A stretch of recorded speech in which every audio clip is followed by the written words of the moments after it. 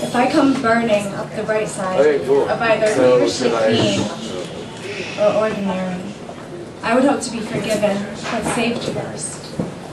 If I come oozing with orange like and/or tangerine, and my eyes are burning from the citrus fruit juices, and I'm blind then to a citizen's world of choices, I would let one thing lead to another, wait for you to find me, save what is left of my fluorescent goo that got hosed down in a baptismal reaping of sufficient pores and hors d'oeuvres that lack in nutrition but keep me standing and appreciating. Yeah, because I eat those bite-sized snacks of fortitude, I do, when I'm hungry and in no position to be choosing. But it is this I cannot relate to the oozing with orange, to the feverishly clean, to the ordinary.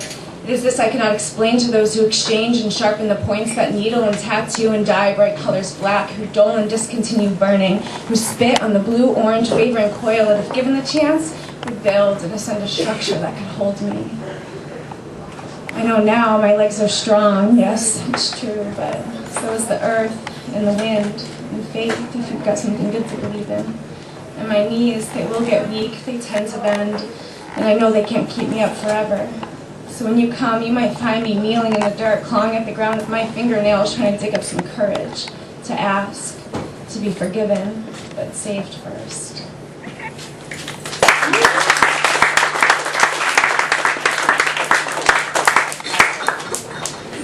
Little pieces of my earth are positioned around me like stars, waiting to be fallen, or catapulted way up higher than I can reach or even see. And comatose, almost I'm gazing. It's beautiful, but at the same time disappointing and disturbingly fulfilling, like being a bastard child who's spoiled and nonetheless rotten, or perhaps less rotten. And I'm subservient to the order in which these things will fall. Eventually I have to watch them bleed out of atmosphere, a bittersweet explosion, natural and earthly, atone to greater things, to forces unknown. But it is too gigantic, and I'm too indecisive to make conscious efforts to clean up.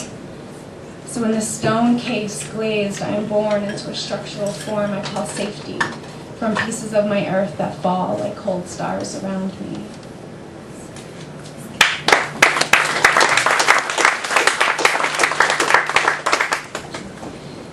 A wide open space could arrest me temporarily.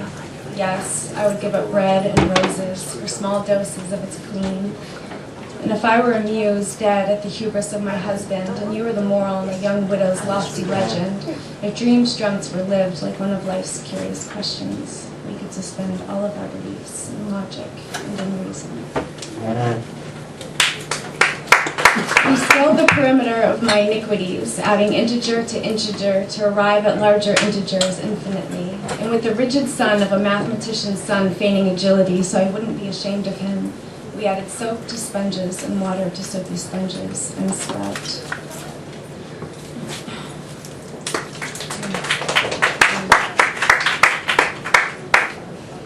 If the men wore red pants and danced, if they sang and were naked and handsome, if they abused women and were amused by women, if they carved the stools they sat on and embroidered their own emblems, this would be a lovely, lovely world to live in.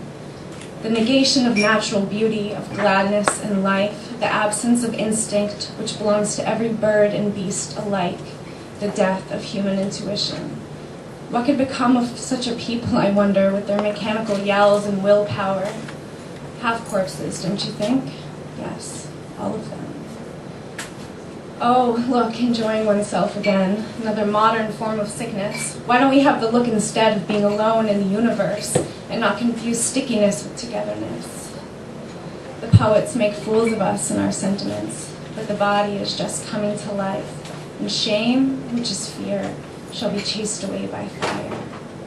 If the men wore red pants and danced, if they sang and were naked and handsome, if they amused women and were amused by women, if they carved the stools they sat on and embroidered their own emblems, this would be a lovely, lovely world to live in.